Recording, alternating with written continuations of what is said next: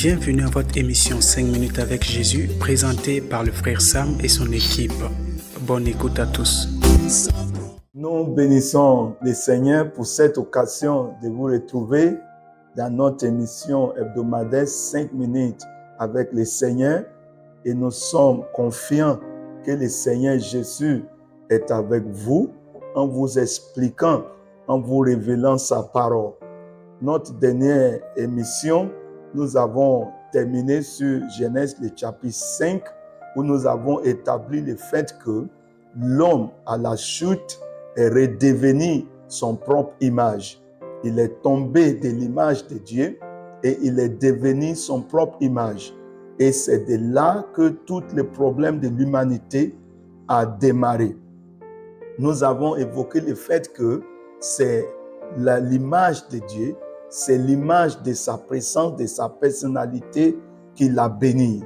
Et étant normal, c'est l'image de Dieu qui devait se marier dans l'homme, c'est l'image de Dieu qui devait servir Dieu, c'est l'image de Dieu qui devait vraiment porter les fardeaux de Dieu. Mais quand la chute est arrivée, l'image de Dieu est enlevée de l'homme et c'est l'image d'une nature terrestre, l'image d'une nature pécheresse qui est maintenant résidée dans l'homme. Cela a rendu la vie de Dieu impossible à l'homme. Cela a rendu la gloire de Dieu impossible d'expérimenter dans la vie de l'être humain. Cela a amené les dégradations, les maladies, les tourmentes et toutes les situations difficiles et précaires que nous voyons aujourd'hui, même au milieu des soi-disant enfants de Dieu. Et nous avons commencé par prier pour voir que le Saint-Esprit nous aide à restaurer, à revenir dans l'image originelle de Dieu pour que nous expérimentions et bénéficions de la restauration parfaite et la restauration totale, la restauration holistique dans toute sa volonté. Aujourd'hui, je vais revenir un peu en arrière dans Genèse le chapitre 1 et le Genèse le chapitre 2. Et si Dieu donne le progrès dans les jours à venir, on va revenir dans l'histoire de la création encore et revenir sur la chute d'une façon méticuleuse pour avoir la restauration véritable parce que nous visons la restauration parfaite dans l'harmonie avec l'image de Dieu. Donc, lisons maintenant le livre de Genèse, le chapitre 1, le verset 31. Je lis ici, dit Dieu vit tout ce qu'il avait fait et voici, cela était très bon. Ainsi, il y eut un soir, il y eut un matin, ce fut le 6e jour. Donc ici, nous voyons dans ces Genèse, le chapitre 1, le verset 31 que nous venons de lire, que Dieu a vu tout ce qu'il a fait comme bon. Il a même dit très bon. Et je vais faire aussi référence dans Genèse, le chapitre 2, et le verset 15.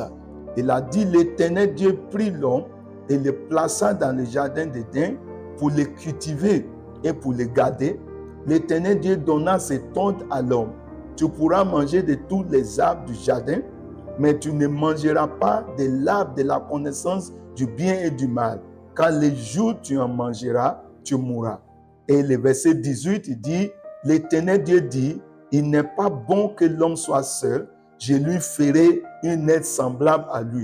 Donc, en lisant ce passage, vous remarquerez qu'après toute la création, tout le travail méticuleux que Dieu a fait sur la création de l'homme, sur la création des eaux, sur la création des animaux, sur la création, toute création, Dieu a vu que ce qu'il a fait était très bon. Et vous voyez quand la Bible dit Dieu fit que tout ce qu'il a fait est bon, c'est que tout était bon, tout était parfait.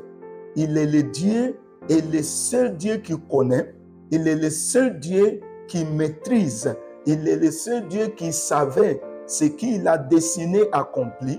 Il est le seul architecte de son propre œuvre sur la terre. Donc la Bible dit, il a vu que ce qu'il a fait est bon.